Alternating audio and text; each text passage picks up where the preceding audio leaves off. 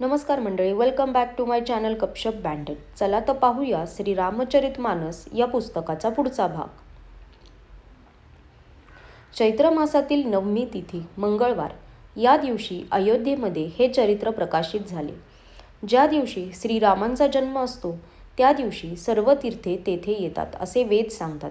असुर, नाग, पक्षी, मनुष्य, मुनी व देव हे सर्वजण अयोध्येमध्ये येऊन श्री रघुनाथांची सेवा करतात. बुद्धिमान माणसे जन्मोत्सव साजरा करतात आणि श्रीरामांच्या सुंदर कीर्तीचे गायन करतात. त्या दिवशी सज्जन लोकांचे अनेक समूह शरयू नदीच्या पवित्र जळामध्ये स्नान करतात आणि हृदयामध्ये सुंदर श्यामल शरीर असलेल्या श्री रघुनाथांचे ध्यान करीत त्यांच्या नामाचा जप करतात. शरयू नदीचे दर्शन, स्पर्श, स्नान आणि जलप्राशन या गोष्टी पापांचे हरण करतात असे वेद पुराणे सांगतात. ही नदी मोठी पवित्र आहे. हिचा महिमा अनंत आहे.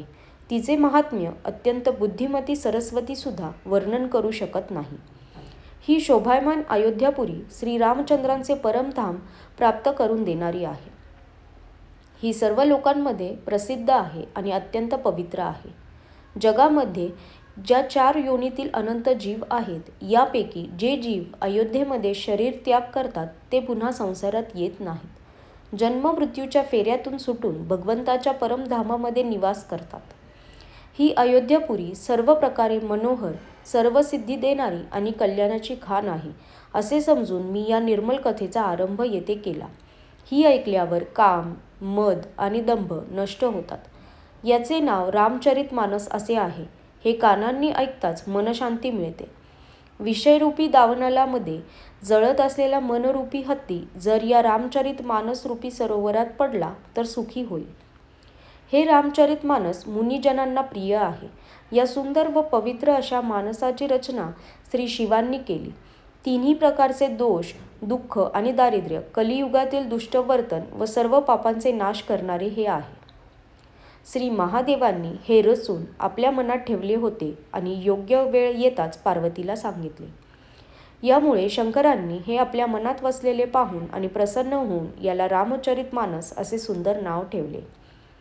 मी तीच सुखदायक व सुंदर रामकथा सांगत आहे. हे सज्जनांनो, आदराने मनपूर्वक तिचे श्रवण करा. हे रामचरितमानस जसे आहे तसे, ज्या प्रकारे हे बनले आणि ज्या हेतूने जगामध्ये याचा प्रचार झाला ती सर्व कथा आता मी उमा महेश्वर यांचे स्मरण करून सांगतो. श्री शिवांच्या कृपेने तुलसीदासाच्या हृदयात सुंदर बुद्धीचा विकास झाला. त्यामुळे हा तुलसीदास या रामचरितमानसाचा कवी झाला. आपल्या बुद्धीनुसार तो हे मनोहरच बनवित आहे. तरीही हे सज्जनांनो, शुद्ध चित्ताने ऐकून हे सुधारून घ्या. सुंदर सात्विक बुद्धी ही भूमी आहे. हृदय हे तिच्यामधील गंभीर महत्त्वाचे स्थान आहे. वेद पुराणे हे समुद्र आहेत आणि साधू संत मेघ आहेत. ते श्रीरामांच्या सुयश रूपी सुंदर, मधुर, मंगलकारी आणि जलाचा वर्षाव करतात. सगुण लीलेचे जे विस्ताराने वर्णन केले जाते तीच रामसुकीर्त रूपी जलाची निर्मलता होय. ती मलाचा नाश करते. ज्या प्रेम भक्तीचे वर्णन करता येत नाही ती भक्ती म्हणजे या जलाची मधुरता आणि सुंदर शीतलता होय. ते रामकीर्ती रूपी जल सत्कर्मरूपी भात पिकासाठी हितकारक आहे आणि श्रीरामांच्या भक्तांचे तर जीवनच आहे. ते पवित्र जल बुद्धिरूपी पृथ्वीवर पडले आणि एकत्र होऊन सुंदर कानरूपी मार्गाने प्रभावित झाले व मानस हृदयरूपी श्रेष्ठ स्थानामध्ये भरले जाऊन तेथे स्थिर झाले. स्थिर झाल्यावर काही कालाने सुंदर, रुचिकर, शीतल आणि सुखदायक झाले. या कथेमध्ये विचारपूर्वक जे 4 अत्यंत सुंदर भुशुंडी गरुड, शिवपार्वती, याज्ञवल्क्य भरद्वाज आणि तुलसीदास संत यांचे संवाद रचलेले आहेत. तेच या पवित्र व सुंदर सरोवराचे 4 मनोहर घाट आहेत. यातील 7 कांडे हीच या मानस सरोवराच्या 7 सुंदर पायऱ्या आहेत. ज्ञानरूपी नेत्रांनी त्या पाहताच मन प्रसन्न होऊन जाते. श्री रघुनाथांच्या प्राकृतिक गुणांच्या पलीकडील आणि एकरस अशा महिम्याचे जे वर्णन केले जाईल तेच या सुंदर जलाची अथांग खोली होय. आजच्यासाठी धन्यवाद.